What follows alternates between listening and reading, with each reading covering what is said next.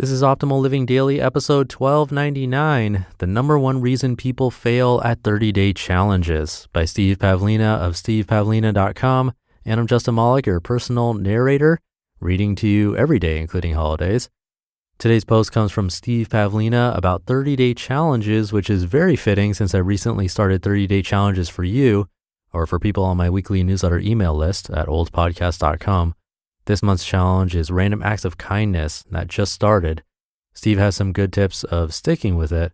Before we hear those, we need to talk about something: constipation, abdominal pain, and bloating. If these symptoms come back again and again, then it may be time to seek help. Go to OhMyGut.info/podcast where you can learn more about your symptoms. For now, let's get right to it as we optimize your life. The number one reason people fail at 30-day challenges by Steve Pavlina of stevepavlina.com. Many people fail with 30-day challenges, usually not making it past the first week. And the number one reason for failure is that they didn't make a crystal clear commitment to do a specific activity for all 30 days. Giving your mind a clear enough commitment is a key to success with 30-day challenges. Committing to 5 minutes per day of a specific activity in a specific location at a specific time of day is usually a lot more effective than a vague commitment to do some exercise each day. A clear commitment is binary. Either you did it or you didn't. There's little or no wiggle room to give yourself credit for non-compliance. If you say you're going to exercise for 30 days in a row, then does walking count? What about cleaning, decluttering, grocery shopping? If you racked up some credits on your Apple Watch for moving a bit, will you count that as your exercise for the day? If you were to ask 10 different people if you successfully completed your challenge for the day, would they always agree? If it's not certain that every reasonable person would agree, your challenge definition is probably unclear. If your definition of success is vague, it's almost a given that you'll see your standards slip as you go. And within a week or two, your 30-day challenge will have faded completely. Then you'll beat yourself up for not being disciplined enough. Lots of people have never completed even one 30-day challenge, and they think it's due to a lack of discipline. It often is, but not in the way you might think. When I do a 30-day challenge, most of the discipline happens before day one. It's the mental discipline to clearly decide on the parameters and make a real decision to do the challenge. I get myself to the point of being all in before I start. The discipline happens in the pre-challenge setup work. This may also include enlisting social support and clearing out any naysaying influences. If I've decided to do the challenge, I'll do it, but my brain needs to understand the nature of the commitment before I feel like I'm all in. I need to set myself up to succeed in advance. If I don't frame the challenge properly, I'll fail at it just like everyone else.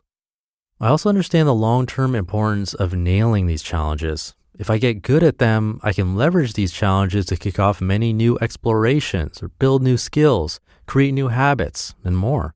The long-term payoffs for success are huge. For instance, I've been vegan for 22 plus years because I started with a challenge to go vegan for just 30 days. Similarly, if you keep stringing yourself along with one failed challenge after another, you're setting yourself up for decades of disappointment. So if you're going to do these, stop kicking your ass on day 10 when you realize you've already quit, and pre-kick your ass 10 times harder before you even begin day 1. When you're doing a 30-day challenge, honoring your commitment has to be one of the most important parts of your life. If you keep stringing yourself along with failure after failure, you're hurting your future self. When people succeed with the 30-day challenge, the success happened mentally and emotionally before day 1 even started. There's usually clear evidence that a real commitment has been made. It's the difference between telling a friend, let's get together sometime, versus agreeing to meet at a specific time and place and being absolutely certain that you're going to show up. Think of it like a legal contract. You want the details of the agreement with yourself to match the overall intention. A contract that merely says, let's agree to do some stuff this month, is likely to go nowhere. Same goes for a BS declaration like work on my social skills or improve my productivity. If your intention is so vague that I can't accurately predict what you'll be doing each day, you probably won't make it past the first week. Write down your 30-day commitment before you begin, then rate it on a 1 to 10 scale where a 1 is super vague like improve my finances, and a 10 is clear language suitable for a legal contract. In my experience, most people won't score higher than a 3 with this rating. They've set themselves up to flake in advance, just the way any flake would.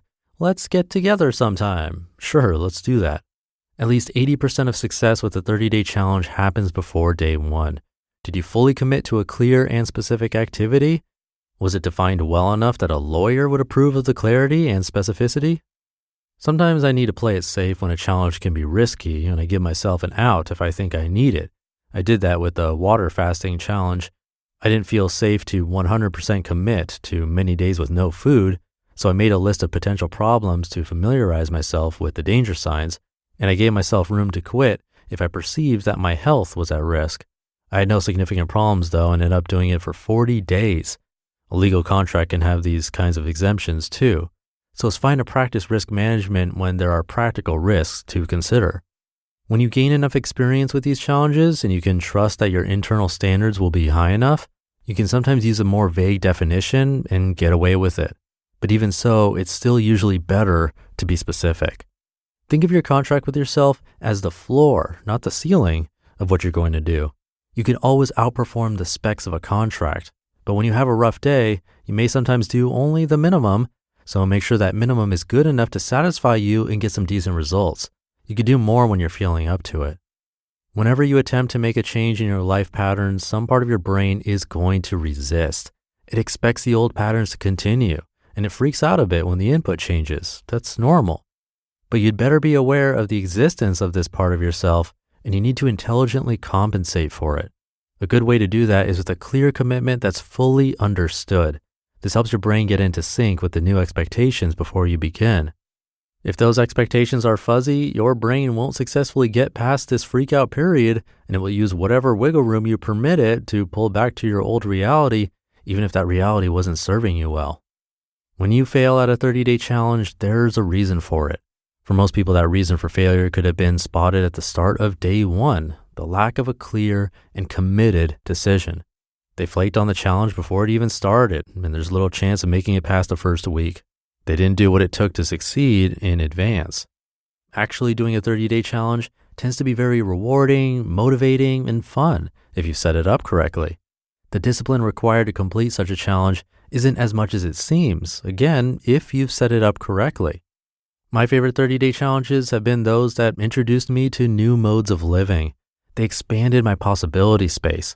They permanently shifted my relationship with reality. Some are still paying dividends years or even decades after I did them. You just listened to the post titled, "The Number One Reason People Fail at 30-Day Challenges" by Steve Pavlina of stevepavlina.com. I'll have some comments, but first, we need to talk about something: constipation, abdominal pain, and bloating. You tell yourself it's not that bad. You take laxatives and modify your diet and exercise routine, but thinking about it all the time is frustrating. Do you find yourself making up excuses instead of admitting that you don't want to go out because you're worried about leaving home? Despite your best efforts to feel better, your symptoms keep coming back. You might have a real medical condition called irritable bowel syndrome with constipation, or IBS-C. To get more info about your symptoms and IBS-C, go to OhMyGut.info/podcast. And if you're ready, find out ways to talk to your doctor or access one online. That's OhMyGut.info/podcast. OhMyGut.info/podcast. I thought Steve's post was super fitting since 30-day challenges is something new I started for people on my weekly newsletter at oldpodcast.com. If there's anyone I trust on advice for doing 30-day challenges, it's Steve. He's done so many life experiments where he'd set it as a 30-day challenge. And like he mentioned, some of them stuck, and he's still doing those things today. I had a couple that stuck for myself. One was tracking my income and expenses. That started as only a week-long challenge, technically, but I was held accountable because it was a homework assignment in business school.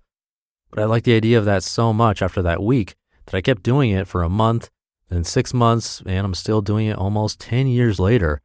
But Steve makes a good point. Defining it clearly of what constitutes a success for each day of the challenge is important. For this month's challenge of random acts of kindness, you just need to check one off in our list each day. If you check off only one each day, you'll succeed in completing it. So hopefully you can do that. If you have no idea what I'm talking about, you can learn more in the blog section at oldpodcast.com or join my weekly newsletter mailing list at oldpodcast.com. But that should do it for today. Hope you're having a great day, and I'll be back tomorrow as usual, where your optimal life awaits.